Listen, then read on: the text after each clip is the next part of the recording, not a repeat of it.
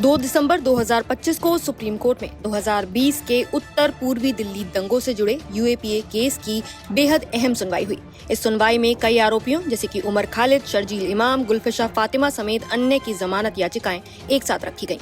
बचाव पक्ष और सरकारी पक्ष दोनों ने लंबी और विस्तार से दलीलें पेश की। उमर खालिद के लिए पेश हुए सीनियर एडवोकेट कपिल सिब्बल ने कोर्ट का ध्यान इस तथ्य पर लाया कि उमर खालिद 5 साल और 3 महीने से बिना ट्रायल जेल में हैं।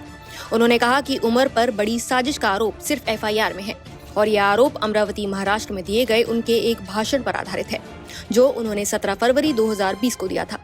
कोर्ट में वही भाषण सुनाया गया। सिब्बल ने बताया कि उस भाषण में ना तो हिंसा भड़काने वाली भाषा थी और ना ही सांप्रदायिकता।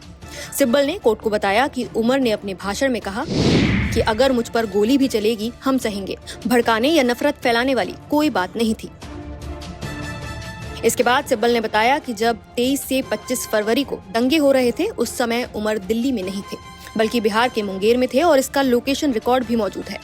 उन्होंने ये भी जोड़ा कि जिस व्हाट्सएप ग्रुप को साजिश का मंच बताया जा रहा है उमर उसके एडमिन भी नहीं थे और ना उन्होंने किसी मैसेज से हिंसा को बढ़ावा दिया।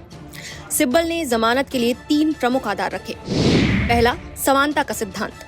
उन्होंने कहा कि नताशा नरवाल और देवांगना कलेता, जिन पर समान या अधिक गंभीर आरोप थे, उन्हें 2021 में जमानत मिल चुकी है।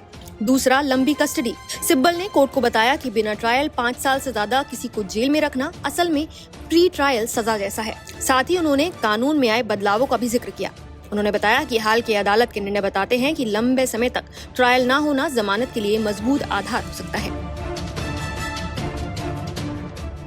उन्होंने कहा कि पुलिस की जांच चुनिंदा दृष्टिकोण से की गई और यूएपीए जैसे सख्त कानून का इस्तेमाल छात्रों और आंदोलनकारियों पर नहीं होना चाहिए।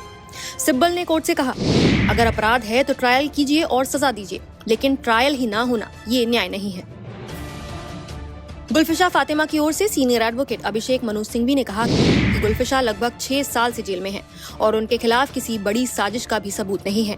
चार्जशीट में कहीं सत्ता बदलने की साजिश जैसा शब्द नहीं है, जबकि पुलिस अपनी प्रेस नोट्स में यही दावा करती रही है।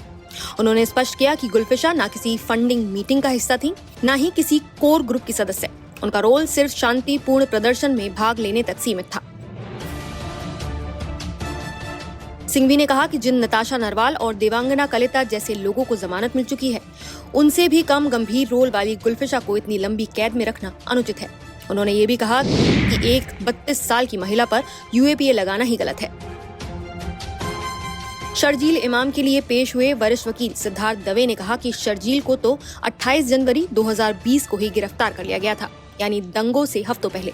ऐसे में ये कहना कि उनके भाषणों ने दंगों को प्रेरित किया या वो किसी साजिश का हिस्सा थे, ये तथ्यात्मक रूप से असंगत है। उन्होंने ये भी कहा कि पुलिस ने शर्जील को बौद्धिक आतंकवादी का लेबल दे दिया, जबकि ये बिना किसी ट्रायल और सबूत के किया गया। सुनवाई के दौरान जस्टिस अरविंद कुमार ने शर्जील के भाषणों पर कई सीधे और अहम सवाल उठाए। उन्होंने पूछा, क्या शर्जील इमाम के भाषणों को सिर्फ उकसावा माना जाए या उन्हें यूएपीए के तहत आतंकी कृत्य की श्रेणी में रखा जा सकता है। कोर्ट ने यह भी पूछा कि क्या हमारे पास सिर्फ 4 हफ्ते हैं जैसे बयानों को दंगों की तैयारी का हिस्सा माना जा सकता है। पुलिस ने कहा कि इन बयानों ने जमीन तैयार करने का काम किया। इस पर दवे ने जवाब दिया कि सिर्फ भाषण देना यूएपीए की धारा 15 के तहत आतंकी कृत्य नहीं बनता। इसके लिए हिंसा भड़काने वाली सीधी कार्रवाई, किसी मीटिंग, फंडिंग या हिंसा की योजना का सबूत होना चाहिए। जस्टिस कुमार ने शर्जील के यूपी में दिए गए भाषण का भी जिक्र किया, जिसमें असम को काटने जैसी बात कही गई थी, जिसके बारे में दवे ने बताया कि इन भाषणों पर पहले से ही अलग अलग एफआईआर दर्ज हैं। उन मामलों में शर्जील को जमानत मिल चुकी है और मौजूदा एफआईआर में भाषण के अलावा हिंसक कार्रवाई का एक भी सबूत नहीं है। अब सुप्रीम कोर्ट की 2 न्यायाधीशों की बेंच, जिसमें जस्टिस अरविंद कुमार और जस्टिस NV अंजारिया शामिल हैं, इन सभी आरोपियों की जमानत याचिकाओं पर बुधवार को भी सुनवाई जारी रखेगी। कोर्ट के सवालों से ये साफ हो चुका है कि इस केस में 3 मुद्दे सबसे अहम होने वाले हैं। आखिर भाषणों की कानूनी व्याख्या क्या होगी? क्या यूएपीए को हर विरोध या भाषण तक बढ़ाकर लागू किया जा सकता है?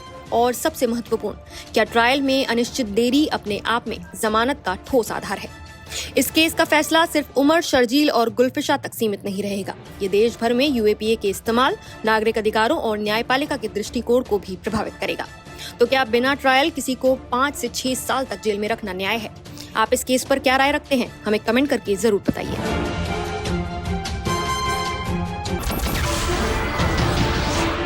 नमस्कार, मैं हूं मानक गुप्ता। अगर आपको हमारा ये वीडियो पसंद आया हो तो इसे लाइक और शेयर जरूर करें, और हाँ, हमें सब्सक्राइब और फॉलो करना ना भूलें ताकि आप देश और दुनिया की कोई खबर मिस ना करें। तो जुड़े रहिए हमारे साथ और देखते रहिए न्यूज़ 24।